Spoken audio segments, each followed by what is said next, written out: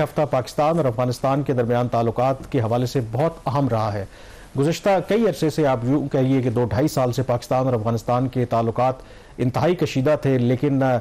इस हफ्ते कुछ ऐसी डेवलपमेंट्स हुई हैं जिससे ये एक उम्मीद पैदा हुई है कि शायद दोनों मुल्कों के दरमियान ताल्लुकात में बेहतरी आ सकती है। दो बड़ी डेवलपमेंट्स हुई हैं। एक, पाकिस्तान की तरफ से जो डेलीगेशन था जिसकी क़यादत एम्बेसडर मोहम्मद सादिक कर रहे थे, वो काबुल गए और जो 15 माह से Pakistan Afghanistan joint coordination committee की मीटिंग नहीं हुई थी, वो मीटिंग काबुल में हुई। और ये जो जॉइंट कोऑर्डिनेशन कमेटी है, ये बहुत अहम फोरम है। इसमें वो तमाम हसास नौइयत के मामलात, वो बॉर्डर से मुतालिक हों, सिक्योरिटी से मुतालिक हों, TTP से मुतालिक हों, इस फोरम के ऊपर उसमें डिस्कशन होती है। और दूसरा फिर साइमल्टेनियसली जो अफगानिस्तान के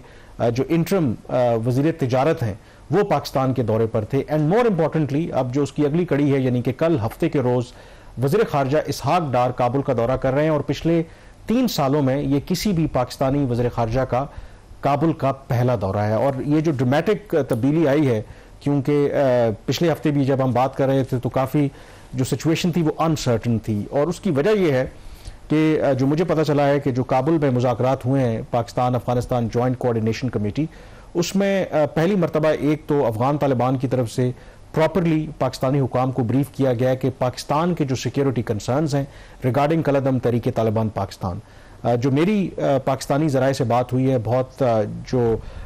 उस टीम में शामिल भी थे, और उनका ये कहना है कि फॉर द फर्स्ट टाइम उन्हें ये महसूस हुआ पिछले 3-3.5 सालों में कि अफगान तालिबान को भी इस बात का एहसास है कि TTP वाला जो प्रॉब्लम है ये अब इतना कॉम्प्लिकेटेड हो गया है कि इसको हल करने की ज़रूरत है। और जो पाकिस्तानी डेलीगेशन को बताया गया है कि कुछ ऐसे स्टेप्स अफगान तालिबान की तरफ से लिए गए हैं जो उनको बताया गया है, फॉर ऑब्वियस रीजंस वो शेयर नहीं किया उन्होंने मेरे साथ, लेकिन जो पाकिस्तान का डेलीगेशन था उसमें एम्बेसडर मोहम्मद सादिक के अलावा इंटेलिजेंस और मिलिट्री के हुकाम भी मौजूद थे, तो वो भी मुतमईन थे। और उनको ये लग रहा था कि शायद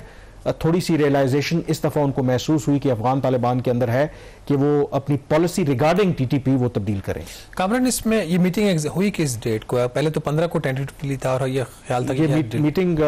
मंडे को मीटिंग हुई है, इस मंडे को ये मीटिंग हुई है। और इसका कोई एलामिया या ऑफिशियल कोई स्टेटमेंट किसी किस्म की कोई आई अफगान साइड से या पाकिस्तानी साइड से? दोनों साइड से अपनी अपनी स्टेटमेंट इन्होंने जारी की। पाकिस्तान की तरफ से जो स्टेटमेंट जारी हुआ वो बड़ा उस लिहाज से पॉजिटिव, जो एम्बेसडर मोहम्मद सादिक ने कहा कि एक तो इस मीटिंग में एक उन्होंने कहा कि बर्फ़ पिघली है और इतने अरसे से जो दोनों मुल्कों के दरमियान जो कॉन्टैक्ट्स नहीं थे वो बहाल हुए हैं। और दूसरा जो दोनों मुल्कों ने यह भी फैसला किया है कि जो मीडिया के ज़रिए एक बयानबाजी होती है उसको ज़रा कम करें ताकि रेटरिक कम हो और एक बेहतर जो माहौल बनाया जाए। और यही वजह है कि उस विज़िट में अगर कोई पॉजिटिव आउटकम ना आता तो फिर शायद इसहाक डार साहब जो हैं वो काबुल इतना जल्दी ना जाते। उसकी वजह यही है कि वो जब वापस आए हैं उन्होंने ब्रीफ किया है और अब पाकिस्तान को ये लगा है कि ये अप्रोप्रिएट टाइम है कि इस मोमेंटम को फर्दर आगे लेकर जाया जाए और मामलात को फिर किसी तरीके से। डार साहब का जो इसमें उनकी जो मुलाकातें होंगी, कुछ आइडिया है कि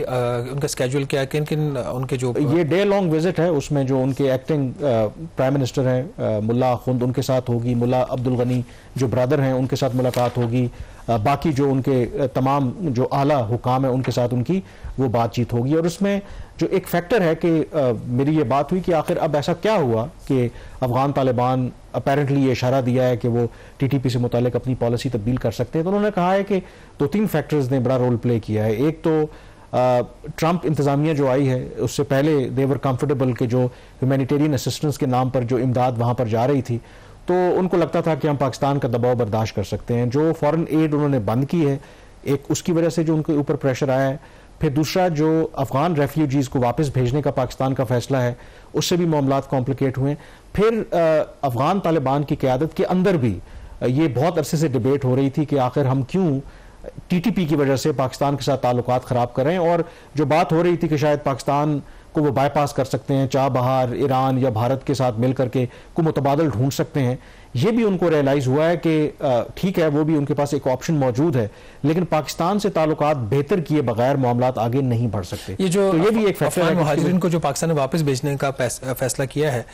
ये फैसला इसमें कितना उसका रोल था, और क्या ये जो सिलसिला वापस भेजने का अफगान मुहाजिरीन को, ये जारी रहेगा, ये रुक सकता है? जो मेरी बात हुई है,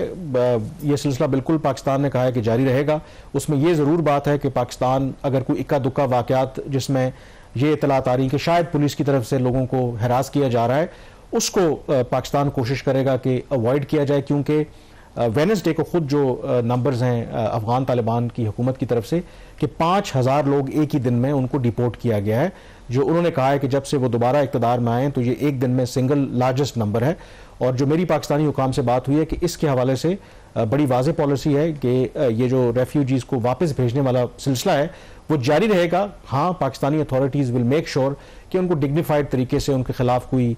इस तरह की कार्रवाई ना हो कि उनको कोई बदली हो। और इसके हवाले से जो